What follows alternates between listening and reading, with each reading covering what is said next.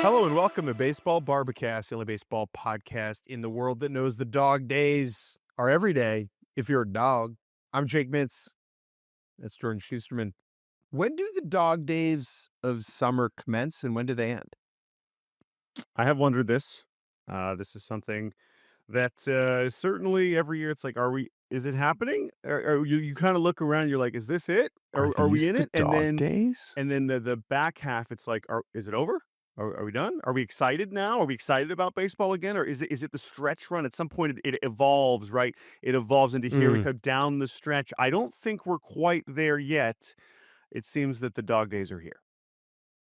the dog days are not over, as Florence and the Machine once sang together on today's episode of Baseball Barbacast. We're going to take a breath and we're going to take stock.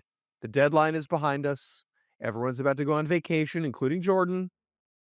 And before we do that, before we do that, we want to see where the standings are. And our opener is the incredibly hilarious and frustrating American League. Today's society rewards mediocrity more than ever. And nowhere is that more apparent than the American League wildcard race, where the Texas Rangers at 59-59 hold a playoff spot. Let's just run through the standings for those of you that have been checked out and check you back in.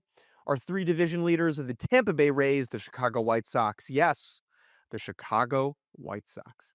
And the Houston Astros, the Rays and the White Sox, if the season ended today, would get those buys. The wild card teams are the New York Yankees, the Boston Red Sox, and the aforementioned Rangers. The Yankees and Red Sox, as always seems like the case, as the AL East representatives have better records than the White Sox and Astros, the two other division leaders. Behind the Rangers are a flurry of teams, 6 teams within 3.5 games of that final spot. The Tigers are 1 back. The Twins are 1.5 back. The Guardians also 1.5 back. The Orioles 2 back. The Mariners 3.5 back. And the Jays 3.5 back. None of these teams are over 500. They all have more losses than wins. All of them could be classified as disappointments, except for the Twins, who are just kind of happy to be here. So we're going to go through some of the results from the weekend, and there's nowhere more appropriate to start than in Seattle, where the Seattle Mariners are making a real argument for the season's most disappointing team on a weekend that revolved around celebrating 50 years of Mariners baseball, legends from franchise history showing up at T-Mobile Park. The Mariners offered a reminder that the story of this team, sadly, has been one of disappointment as they were swept off the diamond by the Tampa Bay Rays, scoring a combined total of 4 runs over those 3 games. It was a weekend of total frustration. Jordan, Mr. Mariner, what the heck? Yeah, boy, do they stink right now. That offensive no-show also extends back to the series before when they were shut out in 2 of their 3 games against the Tigers last week. They did squeak out a victory in that one to avoid this to be an L6. But on this weekend, when you are celebrating, I mean, what a cool thing, right? What a cool thing to So have. cool. I believe they basically had a celebration of the 50 greatest Mariners of all time, and I think like 45 of them were in attendance, or maybe I know they're not all living, so but it was I think at least 40 of them were in the building, which is so cool, and a really amazing collection of people and players who mean a lot, including, which I think is a relevant point here, 7 active Mariners, right? Like 7? we talk about, yes, yes, That's and way too many. so you would say that, and I that was my first instinct too. And then if you go and you go career WAR, it's hard to really argue with any of them. And so maybe it was just Cal, 6. I think it was 7. JP, Julio, and then some pitchers. Yeah. So I think it was Gilbert, Kirby, Wu, and Munoz. And So like here's I the thing. said, Yeah. Here's the thing. But I think that it's telling. It's telling. It's both. I think that that is. You can make fun of it. You can laugh at it and be like, "That's ridiculous. How are these octave? It's 50 years." And then you'd be like, "Okay, well, this franchise was not exactly producing consistent winners. They weren't producing consistent talent for a long part of their history." And then maybe even more relevant to the conversation that we're actually about to have, this roster is as talented as ever. The Mm, peaks of these players on this roster is all-star level for almost all of these guys. I know JP hasn't made an all-star team, right? But these are really, really, really good players, especially relative to franchise history. And yet all of them on the same team are amounting to 56 and 63 in arguably the most hyped season, or certainly the most hyped season of the century, maybe not in franchise history. So I think it does say a lot about everything that's going on here. yeah. It is this tragic encapsulation of what Mariners baseball has been about. This organization is so good at putting on a show. They're very skilled at community interaction. They're very skilled at making all of this matter separate from the product on the field.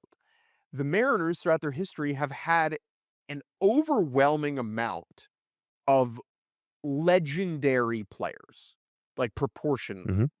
proportionally to how long they've been around. Griffey, Edgar, Ichiro, Felix Hernandez, A-Rod, Randy Johnson as your top 6 in career wins above replacement. I mean, that's 3 inner circle Hall of Famers, or Hall of Fame level players in A-Rod's case. A-Rod, Right. Randy, and Griffey. And then Edgar's in the Hall, Ichiro's in the Hall, I and mean, Felix, Ichiro I think, will get in the Hall. Ichiro might be Ichiro's inner circle too. Like, right. these are not just good players. These are cultural linchpins. People Mhm. with people who you need to tell the story of the sport, and yet they have never been to a World Series. And so for the Yeah. team to go and lay an egg on this weekend was kind of Mhm. perfect. Where do they go Yeah. from here? Because the Mariners are 3.5 back only, which is just what a gift they've been given. They head on the road for 9 games, It's which is just a kind of a gauntlet. Yankees, Astros, it Brewers. Could they pop their head up from that trip and just be cooked?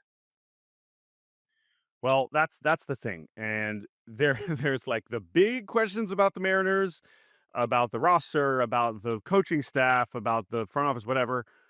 We could do that, but I do think for the purposes of this podcast, especially because we're gonna kinda run through all these teams and their chances and who we actually feel like we're gonna be watching in October, the schedule does matter, and the Mariners schedule, you just mentioned the next 9 games, then they come home, and the next homestand is Cubs, Phillies. Then they go on the road again, and it's Blue Jays, who are at least playing a little bit better, and then Red Sox. So that is about as hard of Yikes. a schedule as you're gonna have in the league over the rest of August, right? So, it doesn't that is incredibly grueling. However, you look at September, A's, Rangers, A's, Angels, Rockies, Astros, Angels. So they have Mm, last September's about as smells like easy of a wins. schedule as you can have in the league. August is about as hard. Now they might be toast by then. We talk about these 9 games, I just mentioned it's more than that. So they're gonna have to pick it up if they're gonna have any chance. The playoff odds finally, they've been staying among the top group in the American League for much of the season. They have finally started to fall over the last week in a very real way to where they are now at a season low, still 30%, which when you could watch them, you think it's that high? I mean, it looks so bad, and they've fallen, 7 games under, but anything is possible here. This is gonna be true for Yeah. a lot of these disappointing American League teams.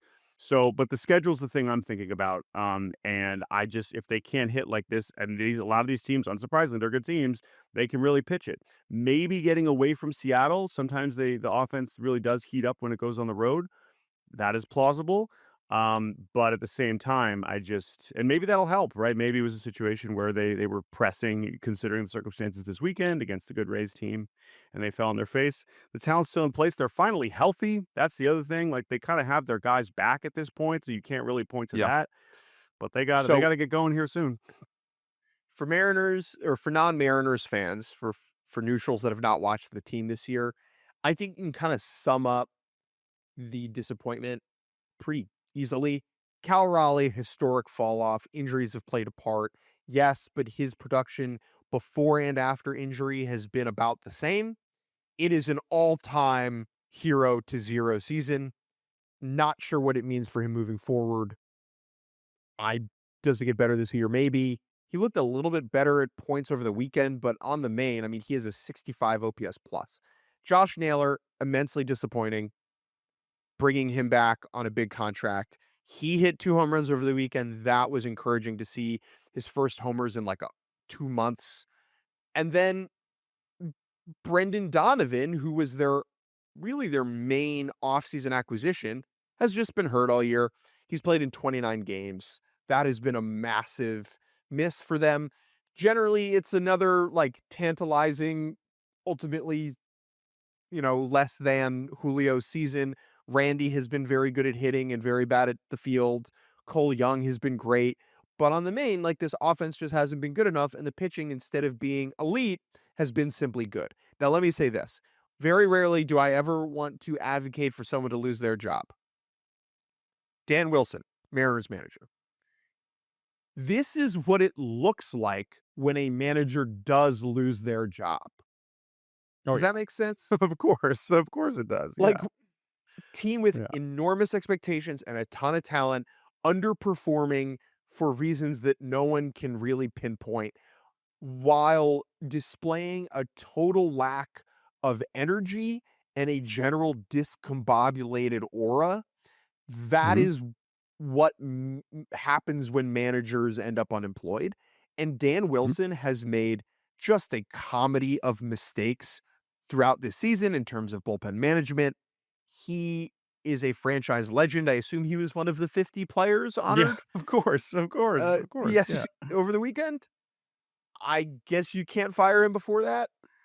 If they come back from this road trip, like if they have 9 games, if they go under 500, I would fire him. I just think you Yeah. have to shake Well, things up and try and save the season that started with such high hopes. I'm gonna use this as a pivot to the Rays, because I think when you look at a team like the Mariners who are disappointing and you wonder what is going wrong, a lot because so often we just look at the talent on paper and the projection, we say, "Oh, well, how could this team not win 90 games? Look at all this thing that they've amassed." It comes down to the manager for sure, it comes down to the coaching staff in general. What makes the Rays so impressive among many things, because it's not just a Who are payroll these thing, yes, guys? of course, there is Who first of are these all, guys? Kevin Cash has been clearly he's been doing something right. He is the longest tenured manager in baseball, I think Yes. comfortably, right? Because he even Yes. predates Dave Roberts. The Rays, and this you could also apply this to the front office, right? This is going to come up with some other teams later on when we're talking about other small market teams who have talent that are disappointing. Pittsburgh Pirates. They are doing so many things well that it Yeah. almost doesn't matter what the roster construction is, the kind of style of it, that they have the support in place, even when they're losing coaches to other organizations, they're losing front office members to other organizations. The culture there and the understanding the standards and the communication and just all of it working together very often, I know the Rays haven't been as good the last couple of years, very often creates a winning product. Now, do we know what that means in October? Who's to say? But the Rays have been by far the most consistent team in the American League this year, and that is not an accident, even with a lot of new players in place. Yes, they have star power in Caminero and Yandy Diaz, but they got Chandler Simpson batting third, and you're like, what is this? And you know what? Who cares? It's working. It's working. They're finding ways to win. They're 12th sweep of the season for Tampa Bay. That's the most in MLB, and it's Incredible. not even close. And that is such a good example. I think sweeps really are a good example in regular season of a total command of the matchup and of execution and of just being like, oh, we got these guys because we know how to pitch them. They don't have a plan. They are not a cohesive offense. It doesn't matter how talented they are. We can beat them with our guys because we know what we're doing. That's what the Rays have been doing all season. Like I said, who knows what it means in October? But I think it was just such an incredible contrast to these two organizations in what they do well and what they don't do well. And I think that's what makes Tampa Bay so impressive. They're now 5.5 games up on New York. They've won 6 in a row. They just swept the Rockies last week. They sweep the Mariners in Seattle. Now they go to Sacramento. They're probably going to sweep them too because the Rays take care of business. This is how they handle things. And they're not a perfect team, but in this year's American League, they're really, really, really impressive. So Yeah. You have to give them credit as well. And I think that last thing on Seattle, then we'll open it up to the rest of the American League. The only thing you can cling to, because nothing that they've done on the field, they've had these wins where you'd be like, that's the turning point. I can't say that anymore. They've fallen on their face more often after those turning points than they've actually ridden it into some real momentum. The only thing you can say is, well, they've had a similar low points in recent seasons and have still rallied. Last year, they also got swept by the Rays in early September. They were 4 games back of the Astros, and then they got crazy hot and went nuts in September and won the division. Yeah. Because of the schedule, that's in theory possible again this year, but they also have a gauntlet to get through before over the next month that they might be buried to the point where it doesn't matter. So that's where The I'm at on one other Seattle. thing So yeah. that is Mhm. important just to note is by StatCast fielding run value, they have the worst defense in the sport, Yeah. Yeah. which is probably the reason that the run prevention has been It's worse part of than it. it has in previous Yep. years. And the It's bullpen is probably not thinner all on the and pitchers. yeah. Right. But Yeah. on the main, I mean, this is as disappointing of a team as we have in the league this season. I think they Yeah. need to finish, if they can finish August basically where they are right now, they'll have a chance. They got Three they games, got a shot. three and a Yep. half out. Yeah. Yep. I agree. I agree. Rangers, Texas Rangers, their division mates, taking 2 out of 3 over the Baltimore Orioles. The Rangers sat on their hands at the deadline, and guess it doesn't matter because they're 59-59 and in a playoff spot. Took 2 out of 3 over the weekend from the O's. Jordan Montgomery is back. Sure. 2023 World Series hero who's dealt with injuries, was on the Diamondbacks for 10 minutes. Sure, great. He gives up 3 homers and 4 innings of relief on Sunday, but this was a good weekend for the Rangers, who are now just a half game back of Houston in the American League West as well. Yeah, and I don't know what to make of Texas. Again, as we look at this mess of American League teams, who are we buying? I do end up looking at the Yeah, schedule. what's your I do belief end meter? eh, yeah, I mean, Texas, you gotta give them credit because they haven't really had, like, a huge skid, right? I mean, they were in first place there for a little bit.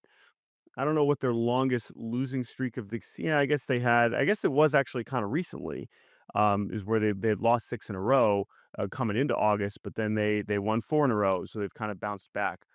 We obviously believe in Skip Schumacher, getting swept by the Astros right before the deadline seemed to turn them into sellers or at least non-buyers, but I also think their team's, like, okay. Like, the offense has improved enough to where I can't totally bury them, and they kinda know what they're doing on the mound. So, I'm not Well, super impressed by them, but would it shock me if they end up in the postseason? Not really at this point. their bullpen has been really impressive. Their Yeah. rotation is kind of underwhelmed. Like, Eovaldi has Yeah. taken a step back. Gore has been a disappointment.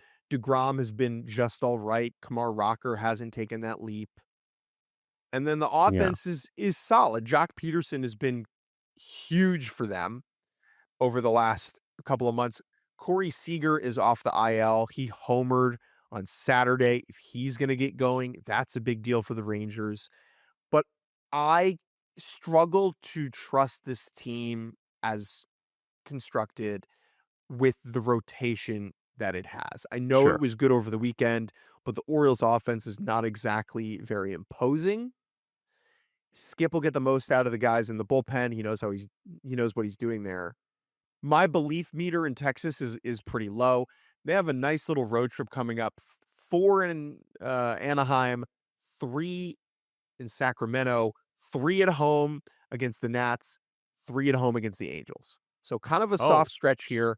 They need it's kind of the to opposite rack up some of wins. Seattle. Yeah. Yeah. Yeah, I don't know how tough their September, schedule is, but that is definitely an opportunity there to kinda get back into first place and create something of a cushion. I will say, though, like, Baltimore is way more interesting to me here. This is another team who they got worse. They got much worse at the deadline They maybe across the got the board. most worse Yeah, I of mean, any in terms contender. of any contender, I think that's a totally well, a contender team that's still within a playoff spot. That's the thing, right? What does a contender mean? They have stayed kind of hanging around here. Endy Azokar is going nuts in Double A. We love to see that, or High A. I don't know, but he's not helping the offense this year. Pete Alonso has his first multi-home run game of the season.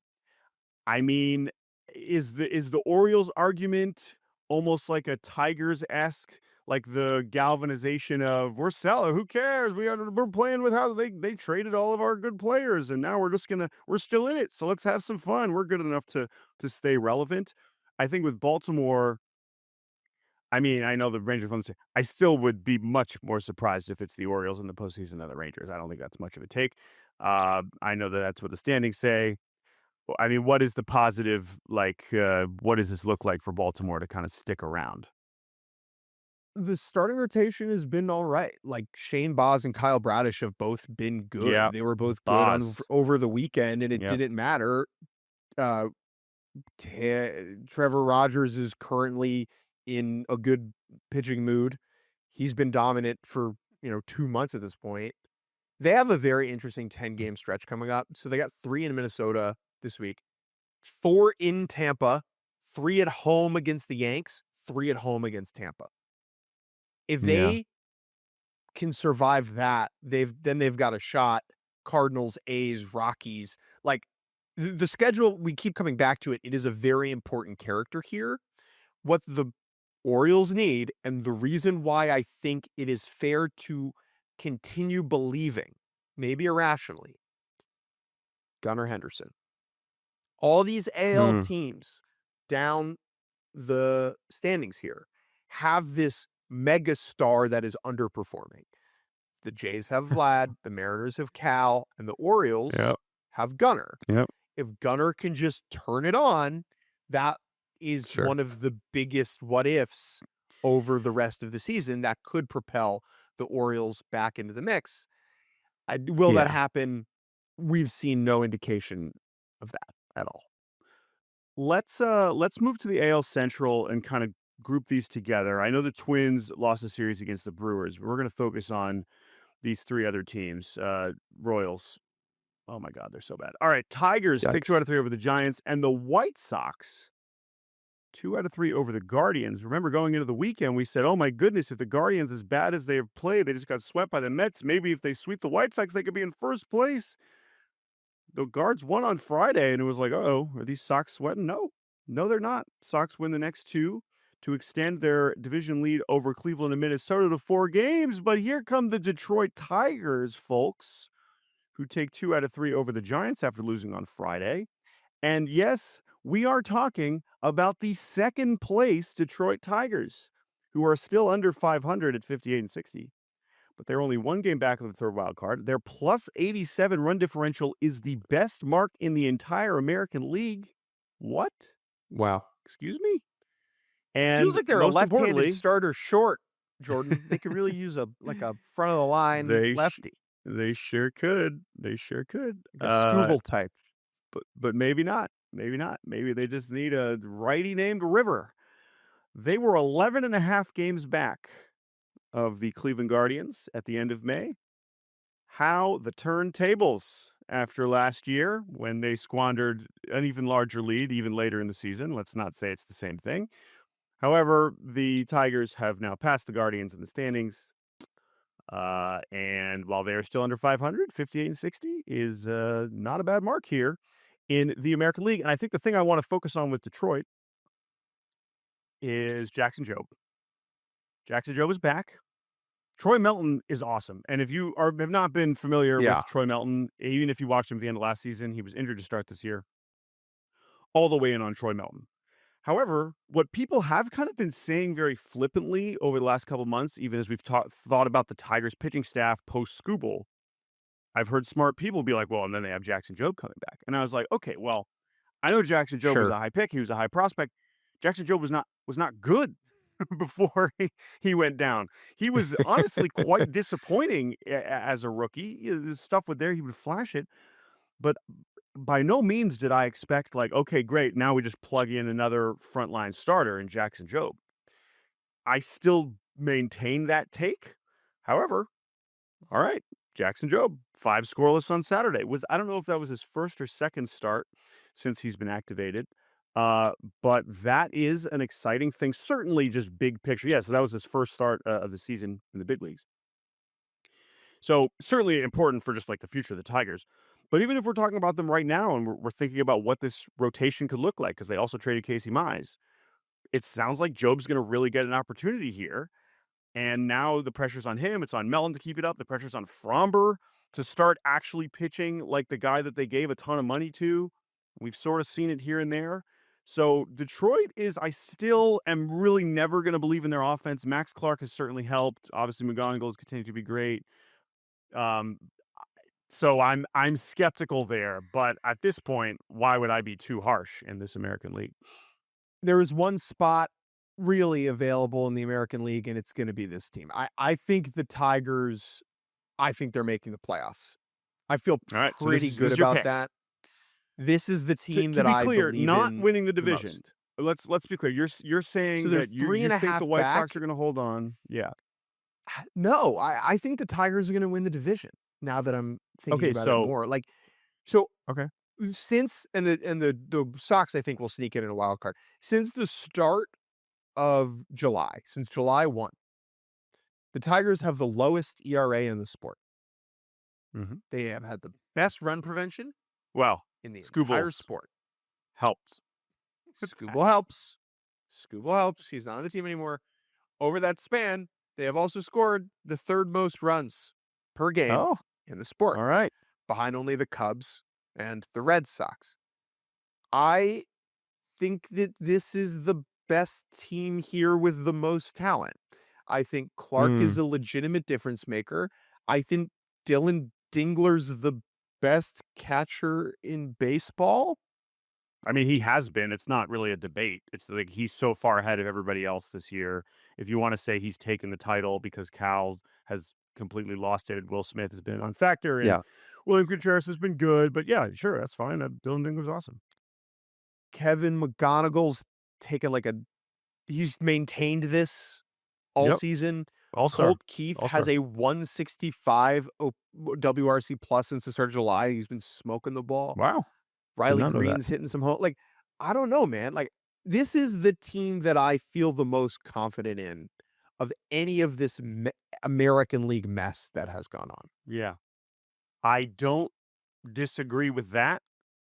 I'm still going to be skeptical of this offense. I'm going to stay skeptical of this offense. I know there's some new characters that make me feel a little bit better with Clark and McGonagall, but after how bad it got last year, how bad it was for the start of Sure. the season, this is when it started to tail off. So I hear you. I think that the upside is indisputable. And I will say the last thing about the AL Central, and then we'll move to the Yankees and Red Sox, who lost the series to the A's. We talk about their chances to win the division. 7 more games against the White Sox. So that is those are going to be really juicy. Some of them are coming up this weekend. The Tigers have 3 against the White Sox this weekend. And then 4 games in Chicago, third to last series of the year. That is trending towards a really, really delicious September series. So the opportunity is there for them to win the division. But, I'm gonna keep my guard up at least a little bit for now. Yankees and the Red Sox will do quickly because they're going to be in the playoffs. Will either of them Yeah, I'm pretty catch sure. the Rays is sort of the story over the rest of the season. Yankees took 2 out of 3 over the Braves this weekend. Good to see their offense do enough. They did not look dominant really at all on Friday, scored 2 in the 9th and then 1 in extra innings. And then on Saturday, homer from I keep calling him Jacob Lombard. Every time I do that, I need to make a donation. George Lombard Jr., he goes yard. Rice's first homer Mhm. since July 26th. The Yankees win that 5-4. Sunday, though, the Braves avoid the sweep. Matt Olson, 34th home run in his 900th consecutive game. Recently passed Stan Musial for 8th all-time on the consecutive games played list. Cal Ripken is untouchable. He has to, double this and then some. We had Chris Sale getting ejected before the first pitch for yelling at umps over a balk call that transpired on Saturday. I have grown my affection for Chris Sale has grown. His red assness, his gruffness, his sort of general anger towards everything that's going on in public is I find it endearing because he's not like that when you talk to him. He's very enjoyable to Right. chat with. And it's well founded. He's like, I've seen it all and done it all, and this ain't how we do it. I feel pro Chris Sale at this point in my life. I agree. Yeah, it seems like he's become almost more relatable and personable as he's gotten older and is like won a Cy Young finally. And it's like, oh, he almost retired and then he came back and he loves pitching, but he still just has these moments of extreme He just has the fire ass. and yeah, and oftentimes it does seem to be deserved. We're not going to spend too much time on the legitimacy of the balk here, but it was very funny and also just what an opportunity, like a real good show moment of just the clip of it. I mean, the video of this is so funny. I don't know if you saw what this Yeah. looked like because this is before. I mean, this is probably 10 minutes before first pitch because this is when This the is as umpires are walking early out. Yeah, this I think Guinness Book of World Records, the earliest it ejection might be. It might be. ever. I mean, Like it they basically has to be because the umps weren't even on the field yet. So this is within sure. 30 So seconds of the umps even being on the field. at Yankee Stadium, the tunnel that the media goes in and out of is down the third base line, sort of further down the line from the visiting dugout. That tunnel snakes into the main subterranean tunnel that like semicircles the stadium. And in that hallway is the umpire room. And so they were like walking out of that tunnel, down the stairs, up the stairs, onto the field, and they're walking by the dugout on their way to meet with the managers at home plate. And Chris Sale presumably says something and just gets the hook right there. And the clip of the ump walking, stopping, running him, and then continuing on his way to home was an all-timer. Yeah, Dan Merzel, he Merzel. has had some questionable umpiring moments over the last couple years. However, as a former member of the Johns Hopkins baseball team, I, He gets a pass from I us. know. Yeah, we're like, you know what, whatever. Well, let's let this D3 legend throw out these future Hall of Famers because it's funny. Should he be allowed to do Blue Jays games? Considering he was once a Blue Jay Oh, for that's true. the Very, just a very, thought. very biased. So anyway, yeah, I will say Yankees, nice series win. You didn't look amazing doing it, Nice. but a nice series win over the Braves. All right, let's finish with the Red Sox. A nice series loss for the Boston Red Sox, Good who looked loss. undefeated, just completely unstoppable at Fenway, unstoppable everywhere. And the A's, who have a very strong case as the worst team in baseball, more on that in a second, take 2 out of 3. And this is after getting run off the field on Friday, 13-1. Peyton Tolley strikes out 14. He's freaking awesome. But then the A's, little scrappy A's, get back at him on Saturday. Gage Jump was terrific. Second time he's beat the Red Sox in the last month. How weird is that? A's win 7-3 Saturday, 4-3 on Sunday. Garrett Whitlock and Aroldis Chapman, who have been essentially flawless this season, they both had bad outings on Sunday, and so the A's win a close one. Just a really funny hiccup for Boston. The ultimate trap series, right? I mean, I guess that's what this is because they were on this streak and coming into the weekend, you're just penciling in another 3 wins. So let's just keep the party going. And then, baseball happens and the A's win something. So the A's hadn't won back-to-back games since the end of June, hadn't won a series since early June. They are terrible. They are a total mess. And that is why they fired David Forst, it seems, among other reasons. That will be our final topic here in our first segment. Because look, the Red Sox. Am I now worried about the Red Sox? No, I think they've clearly proven enough that we think they're going to be in the postseason, and Adley still hasn't played yet. Although it sounds like he's going to make his Red Sox debut here soon. I know he went on a rehab outing. So listen, Boston, we'll move that to the side. The A's were in the news, though, because before the series even began, we got this report from Ken Rosenthal and Charlotte Varnes. Shout out Charlotte, one of our favorites. Sharvar. Uh, she reports alongside Ken that and I imagine this is related to Charlotte used to cover the A's for a little bit. So plugged in there. And here we go. David Forst, after more than a quarter century working for this ball club, including as really the head decision maker for the last decade or so, has been let go. Yes, they announced it as mutually agreed to part ways. That's very kind Come of them. on. That's not what this is. What this is moving on from someone who's been there a long time and organization that is in transition, that is planning to play in Las Vegas in 2028. And I think one of the big questions was, what would this leadership group look like as this transition happened? Force stayed in charge. Last year, they showed flashes of positive momentum and look at this incredible offensive core. And this year, that offensive core has either regressed or gotten injured. And the pitching, which has been atrocious now for several years running, has remained atrocious, which has made them altogether, by run differential, the worst team in baseball, and by performance over the last couple of months, pretty clearly the worst team in baseball.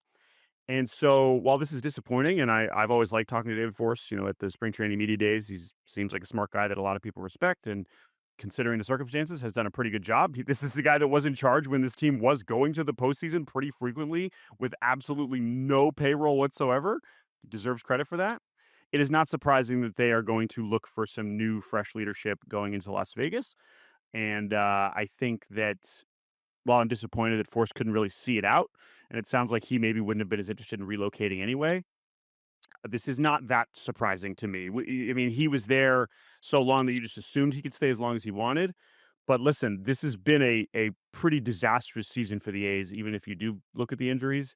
And I think that it's not an accident that Yeah. that maybe is why they felt like they wanted or had to make this move in season as opposed to after the season. Jordan, you and I should do that job. Would you? Here's a real question. I mean, this is a dumb question, but it's a real one. Would you move to Vegas if you could co-run the A's with me? Like John Fisher, the A's owner, calls us and he says, "Hey Yeah. guys, love the show. Love all your takes. We want you to run the A's. You can make whatever hires you want. You have a mid-sized budget. Okay, you could once we move to Vegas, it's gonna be a decent payroll. Jake and Jordan, you have to move to Vegas to run the A's. Would you do it?" No. What I thought you were gonna suggest Mm. is this is a good. This is a good question. Is can we just do the last year in Sacramento to have some fun? Just like the Ooh. one little, let that be. I don't want to deal What? with Vegas, but if I'm not telling, my wife we're going to Vegas, that's where we're going to be because I don't want to do that anyway. But if it was Sure, just like 1 year in California and we get to hang sure. out at the Sut and, do some funky pitching, have Hogan Harris opening and then closing and then starting, like, so we can have all kinds of fun with this roster. Maybe we can ask John Fisher if we can work remote. Oh, Only hey, one of hey, us would hey, need to be there. John Fisher, he was in charge of the A's for a long time without showing up. Why can't True. we? He was never around. Would you? Okay, let me rephrase the question. I moved to Vegas. My wife and I, we moved to Vegas, Oh, and I get to sit on this to, desk and run the A's with you? and you get to Let's stay in sign me up. Ohio and run the A's. You're in? I need Thumbs you up. out there Let's once do a it. month for a couple days. I'm in. That's fine. I can do that. Great. John Fisher, All right. Let email us us, know. baseballbarbacast@gmail.com. Would you like for us to run your team? It couldn't go much worse than this season. Let's take a break. When we get back, Ooh. we'll do the National League. Welcome back to Baseball Barbacast. Are the Dodgers chopped? Let's go around the National League. Is Tarek Skubal just like stealing everyone's talent since arriving in LA? Because these Dodgers stink. They lose 2 out of 3 over the weekend to the Diamondbacks in Arizona. That first loss ran a losing streak to an L7. They win on Saturday. They lose again on Sunday. 2 blown saves on Friday, Saturday from Edwin Diaz, who's off the IL, but pitching like he's still on it. Jordan, what's going wrong? What's going on here? Yeah, I mean, the story here is probably more so that the Diamondbacks look pretty good, but I know you They don't look like talking really about them, good. so we will. They really do look very good, and I They think we look can certainly really start good. taking them seriously as a postseason team. Now, are they going to catch the Dodgers in the NL West standings? I will say they no longer have the largest division lead. That now belongs to the Braves, who are 8.5 over the Phillies. Dodgers only 7.5 over the Snakes. But 7.5 is still a large number, and so the Diamondbacks can stay focused on reaching the wild card, but that could be the second wild card with how the Phillies are playing, maybe not just the third wild card. So credit to the Snakes. I just was so impressed with Eduardo Rodriguez. Brandon Pfaadt has been incredible. Yep. weird season for him. Was really trending almost out of the rotation entirely. They moved him to the bullpen. That wasn't really doing anything. He's been so good since he rejoined the rotation. So he's been great.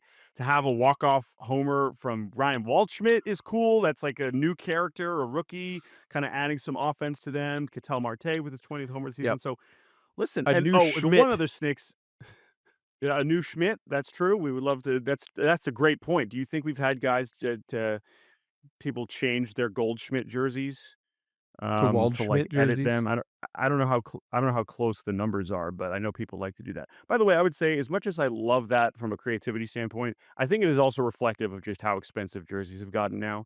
That people are just like, you Oh know what? yeah. I'd rather make this janky duct tape version of the new player as opposed to buying an actual new jersey, Yes. which is probably not very good quality. I would like to So talk listen, about the man, Dodgers. I would snakes. like to talk about the Okay, Dodgers. yeah. And I'm not All right, just yeah, it's fine. just like everything's Dodgers, everything's Dodgers. This weekend was very interesting. I watched a lot of these games because it provided a template, a roadmap, an example of what it will look like when this all ends. Do I think that this Oh yeah. Dodgers team is in trouble in 2026? No, I don't. Their pitching is still too good. However, when the time comes for this unit, it will be because the offense got old. And this offense over the weekend looked old. And it is old. If Mm, you just go by age, I it is believe old. this is either the Yeah. oldest or the second oldest offense in the sport, them and the Phillies. Freddie looks like he's lost a half step over the last couple of weeks at the plate. Mookie's still mired in this season-long decline that might be sticky. Teoscar Hernandez got pinch hit for late in a weird spot. Muncie's just been unlucky. He's an incredible thing. But Kike is not really helpful anymore at this point. The only hitters that have been decent for them in And they August don't are have Kyle catchers. Tucker and They d Ohtani and Andy Pies, and they don't have Yeah. catchers. That's not really old, but in the Will Smith conversation, it is. Is this team in trouble? No. But what we saw this weekend in Arizona is an example of what happens when it will go wrong. Because this will the Dodgers be good forever? Maybe. But this group of players won't be good forever. And we saw our future here, I think. Yeah, I think that that's true. I also think that, and you mentioned him there briefly, Kyle Tucker, 1,000 OPS over his last 15 games. He's been their Now best you would player. say, well, thank goodness finally you're making $1 bajillion and you've been terrible for 4 months. That's also why they signed Kyle Tucker. Because He one, because they young, he could, not and they're old. the Dodgers, and this is what they do. He's a normal age baseball player. He is still in his 20s. Ooh, he's still in his 20s. We're not Jealous. still in our 20s. Kyle Tucker, I mean, Jealous. look at this youthful guy. So, but I mean, it sounds flippant, and it's still an absurd bit of luxury to have this guy who at one point was like batting seventh and not looked like anything. But that is a really talented player that it would not surprise me if he has an 1,000 OPS for the rest of the season and is their most important hitter going into October. That would not surprise me at all. And we'll be like, oh, yeah, that's why they felt like they needed to do this, because they had this hole in the outfield. And not just the hole in the outfield, this looming reality of most of our lineup is really old and sometimes injured. Now you're kind of dealing with that. So I agree with you, and it could rear its head in the postseason, because that's what it looked like even when they were a few years younger. It's kind of how they went cold and got eliminated in Right. 23, right? So we know what this looks like, and I do think that, and this is a good transition to the Phillies. I mean, let's just say it straight up, right? Like, we've already started talking about this at All Star, but the it's too early to really start looking at the bracket. But if the Dodgers want to avoid the wild card series this year, they really got to kick it into gear, because the Braves and Brewers are playing very well. They're several games ahead of them. And if they miss the bye again, they might Just not one be as game. fortunate to get a team. Okay, but they might not be as fortunate uh to get as easy of a The wild card Reds. opponent as the Cincinnati Reds, you know? The And scrimmage. right now, it's very, very plausible that they could end up in a 3-game series with the Phillies, which would be incredible content, and certainly what we're rooting for as neutrals. and also the last group of pitchers that you would want to run into if you are a lineup that is maybe capable of going Yes, cold for a few days. 100%. The Dodgers, the most interesting storyline in the NL, besides who gets the last wild card spots, is do the Dodgers going to buy? Because both Arizona and Philly are tough matchups for them.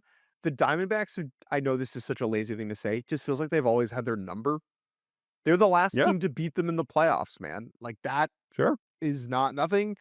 Ketel Marte and Corbin Carroll aren't gonna stroll into Dodger Stadium and be afraid. Do the Diamondbacks have the pitching to contend with the Dodgers in a They 3-game got set? Brandon That Garcia, man. they got Brady. Oh They my got god, some dude, they they got have some some guys. real relievers suddenly. Like I don't know what the deal with Puck and Justin Martinez is. I know we were talking about them. I have no idea what's going on with Corbin Burns. Yeah, Soroka's supposed to come back soon. They actually have more than we maybe would have expected at this point. So I agree. Whether it's them or Philadelphia, that might not be so fun.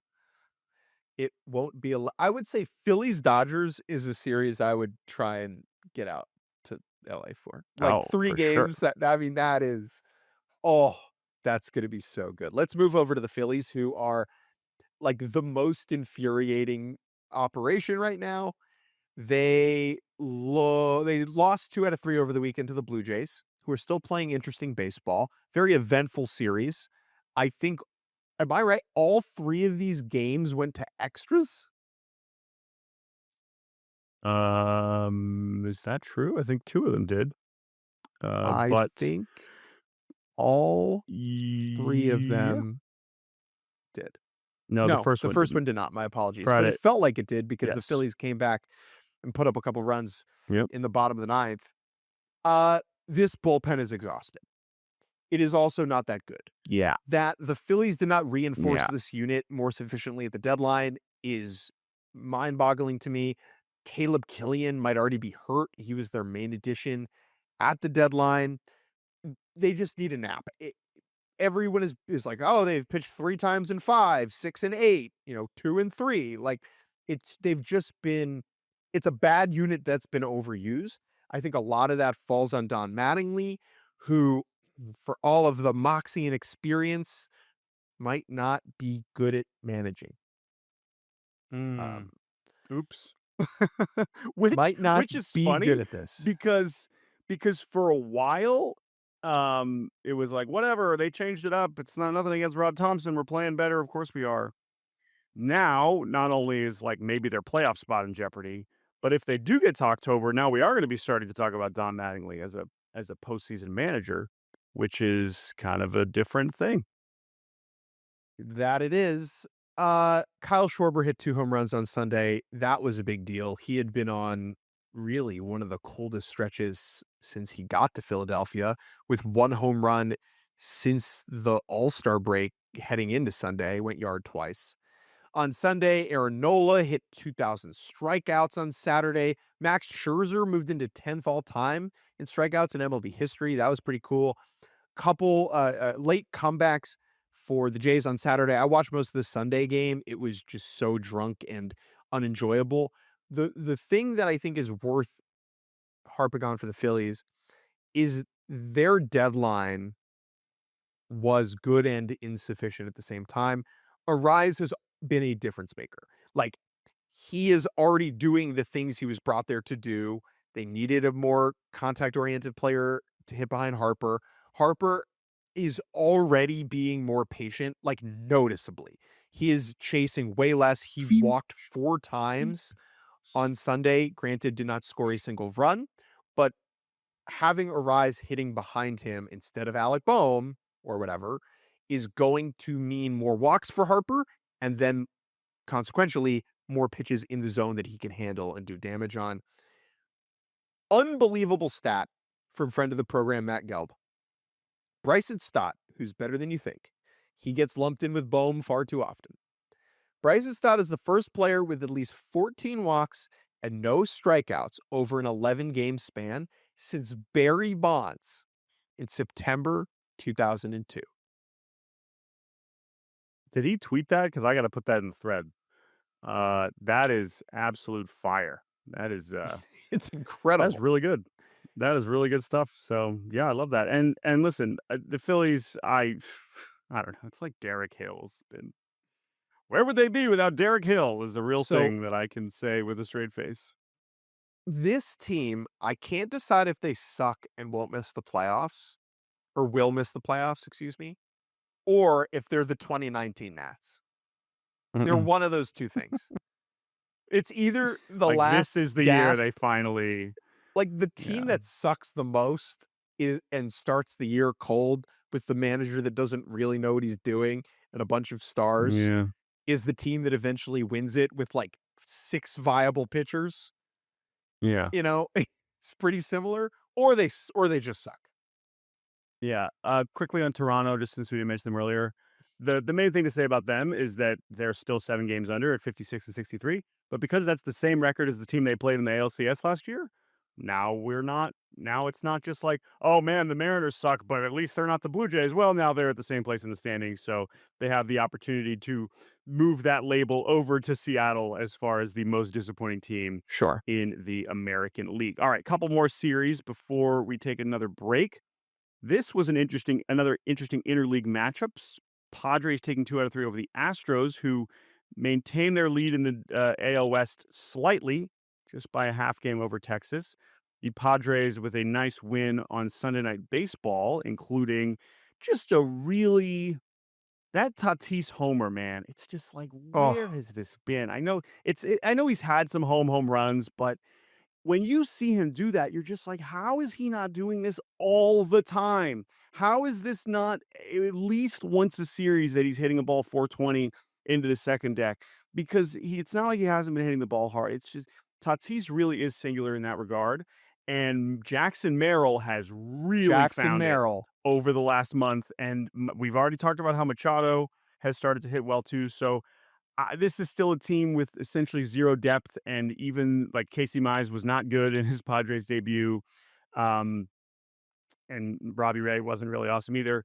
So I still am looking at this rotation like I'm glad that they did something at the deadline. I still don't really know how good it is.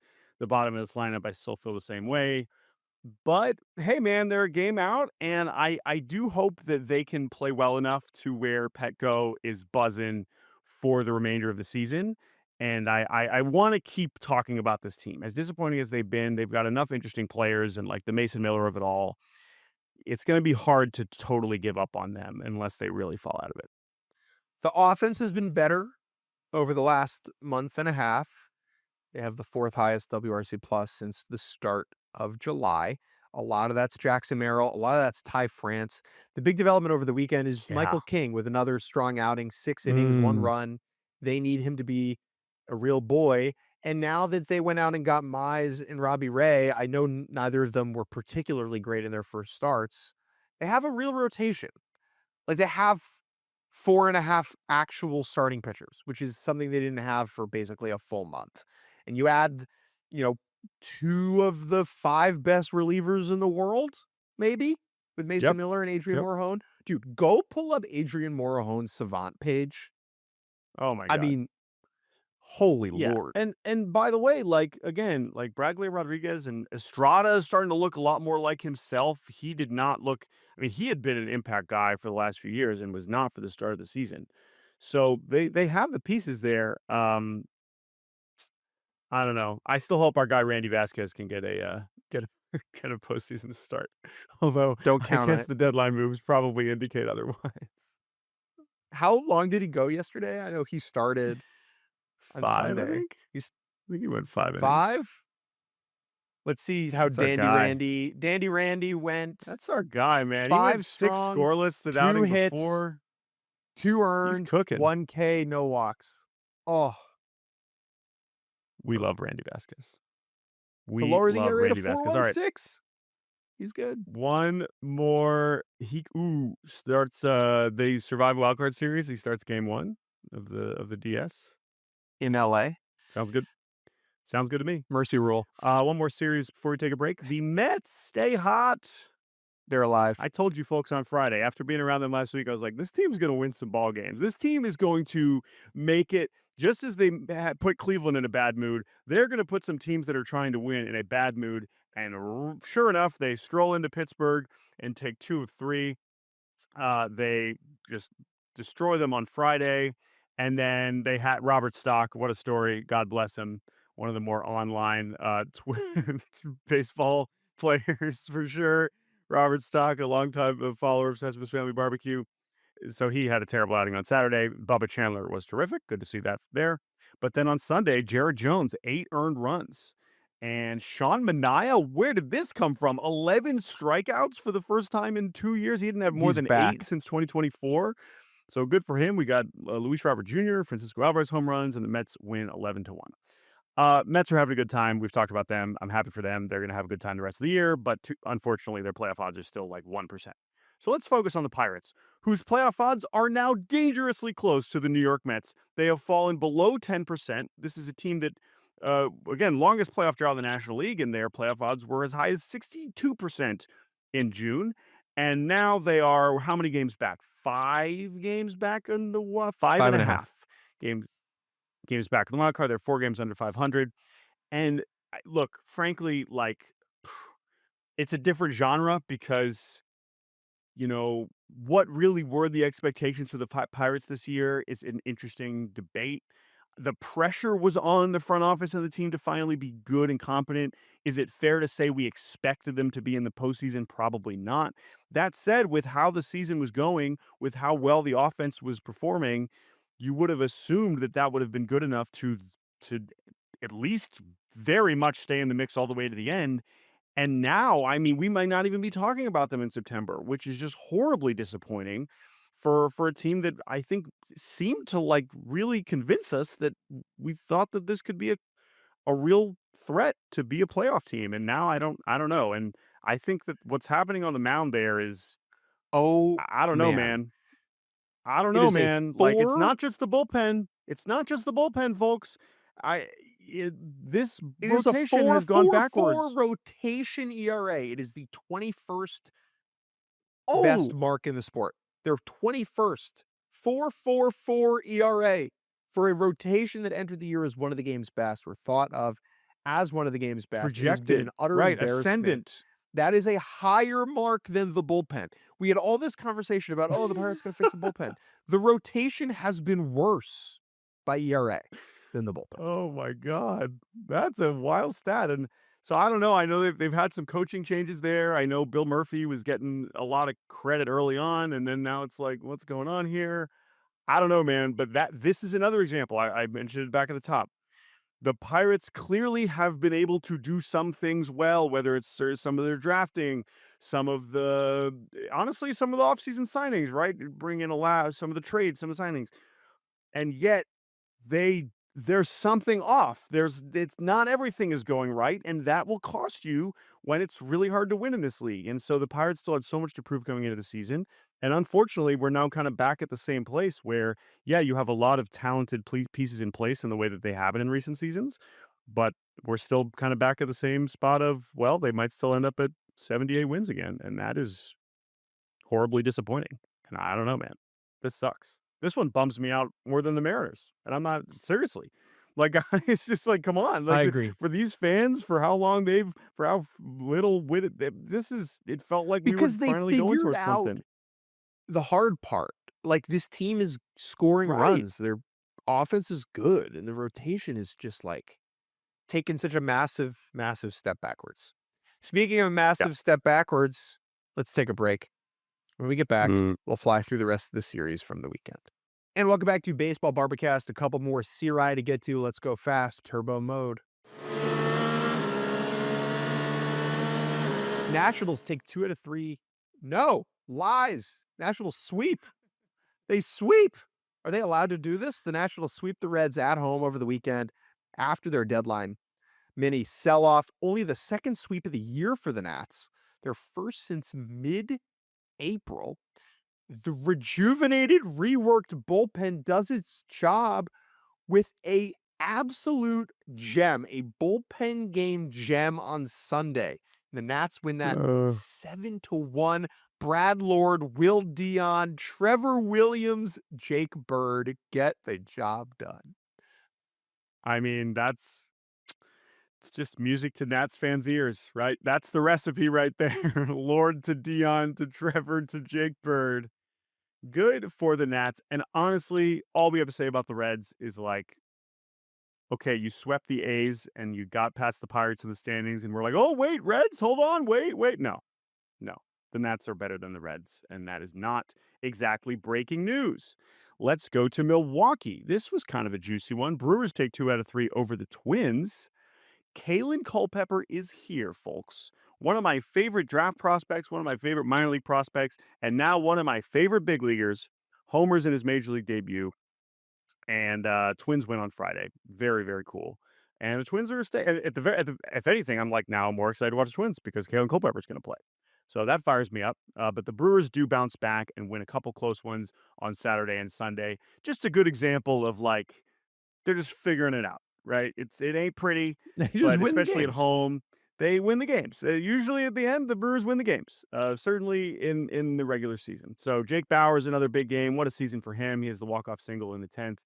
And Jacob Mizorowski, I'll just shout out the great Sam Miller, who of course one of the best in the business. You can really only find him over on Blue Sky right now, but he posted on Blue Sky over the weekend basically saying Mizorowski since May 1 or maybe June 1 is the best pitching he's ever seen in his life.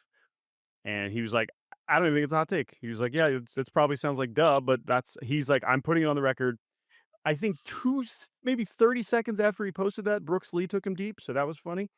But Mm. I don't disagree with him. He's had 200 strikeouts in 130 innings, and he is absolutely unbelievable. So what that looks like in the postseason, if he can maintain this, I think if he stays healthy, I really do. I actually don't think it's gonna be close between him and Sanchez, but we'll Yeah, I agree. see. Because the dominance is just nothing we've ever seen before. But yeah, just figured he deserved a note there.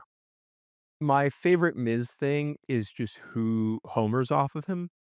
Like when you have a Yes. pitcher who's this dominant, he's going to give up home runs like all the time because if you're really good, you're probably throwing the ball in the zone a lot.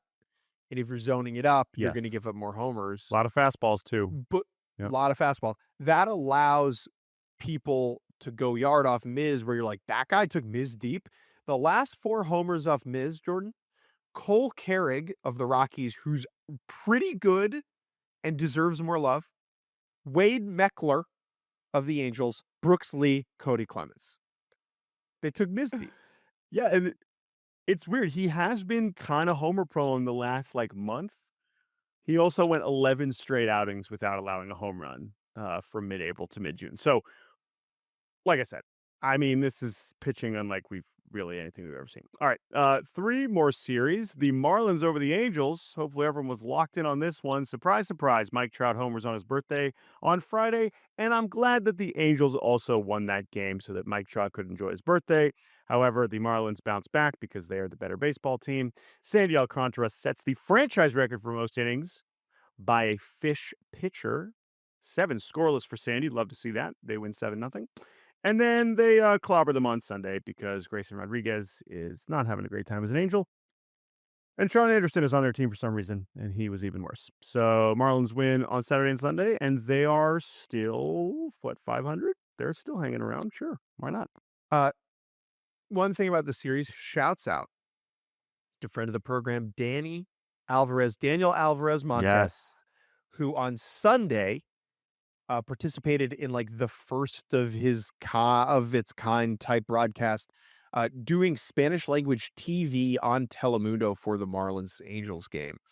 Yes. Pretty cool. Like happy Yeah, and for I him. That's believe that just like a they're doing a bunch of those for the rest of the season, which is incredible and well-deserved opportunity. Obviously, Daniel's been on this podcast. He's one of our favorite people and one of just the best at this whole job. So congrats to Daniel on the Sort broadcast and looking forward to seeing what else he can do. all right. Cubs over the Royals, 2 out of 3.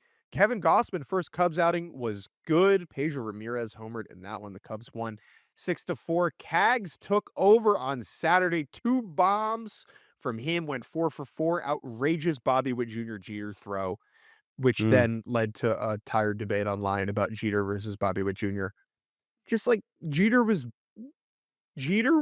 better than you think and worse than your Yankees fan friend thinks. And those things are both true. Oh, Uh, man. Clay Holmes not good in his first outing for the Cubs, so the Royals win on Saturday. Sunday, Matt Boyd, 7 innings, 2 runs. Cubs have 18 hits and win 10-2. The Royals, for some reason, have signed future Hall of Famer Craig Kimbrell. Jordan, does he go into the Hall of Fame with the Mets hat, the Rays hat, or the Royals hat? The 3 teams he's played for this year.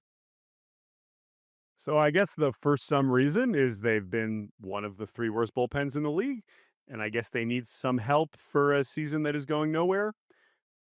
So I don't really know what to make of that. I just can't. I mean, Craig Kimbrell is just gonna. I guess he'll just keep trying to find the bad bullpens and keep racking them up. I hope he pitches there for 2 weeks and then gets released and goes to the Nationals and then goes to the Rockies. Like, let's make a real run at this record here. This is his 12th major league team. Edwin Jackson, Rich Hill at 14. I mean, Craig Kimbrell seems to be committed to this bit. I don't really want to rule it out that he's just going to try this again next My year. man I does not presumably want to is, go home. yeah. So I both respect it and don't totally understand it. But God bless Craig Kimbrell. I hope you enjoy being in the Royals bullpen. Finally, we will stay in Missouri, where the St. Louis Cardinals took 2 out of 3 over the Colorado Rockies. Cardinals, let's just put them in with the Marlins. Who do you think? Let's just go with those 2 teams. Let's just finish on this. Who will finish with a better No, record? Who will finish with a same record. closer? Same They will record. finish with the same record. And how many games back? Here, let's write this down. They will finish with the same record, but whichever one it is, how They'll many both games finish back at 500. and how many games back will that be from the 3rd wild card? I will write this down and we will check it. I'll say 4. Okay. So Marlins, the fighting the Jupiter spring trainings will both Yeah. finish at 81 and 81, and you'll say that that's 4 games back, so 85. Okay. All right. I could see it. I like that. Thanks. Thanks, man. All right, we're done. Thank you to Sure. Carter Singh and Ross Tudor for producing. We'll be back on Wednesday. Andrew Hartz will be back on Wednesday. I'll be back on Wednesday, and then I'm going on vacation for a week, so I'll be off for 3 shows. Jake will have some fun without me, but I will be here on Wednesday. I look forward to that show. By the way, hold on. Let me finish this up to really go full circle here. Did you Google this like I did? I Googled, when are the dog days of summer? Oop. And according to Google AI Overview, which is never wrong, but also a couple of the other sources Never here, wrong. hilariously, it says that it runs from July 3rd to August 11th, which is tomorrow, which means that it's already over. This is the last dog day. So what I'm learning is that the term dog days of summer is tied Mhm. to the star system Sirius, which is like dog oriented. I got to call my sister Yeah, who's an astrophysicist. She'll know. And I actually know this one. that, Yeah, the oh, constellation. I didn't. Yeah, And that yeah. is like kind of the reason behind it. I think that the baseball dog days do not overlap with the dog days. I I think think so those too. are 2 different things because if the trade deadline was earlier, then the dog days could be earlier. But the dog days of summer in baseball kind of refers to sort of like a lull, a certain monotony that takes place before the stretch run. So I agree. Some homework for you. I'm not going to be at the ballpark this week. I would like you to ask ball players that you see this week. If you're, I don't know, I know you're not going today. If you're going tomorrow, maybe we can do this on Wednesday. Yeah. How When would are the they dog define days? it? I would love for ball players to define it because I do think that it is probably a little bit later than what this tells us. All right, The we're done. You can sky email us says baseballbarbecast@gmail.com. Thank you all so much, and we will talk to you on Wednesday.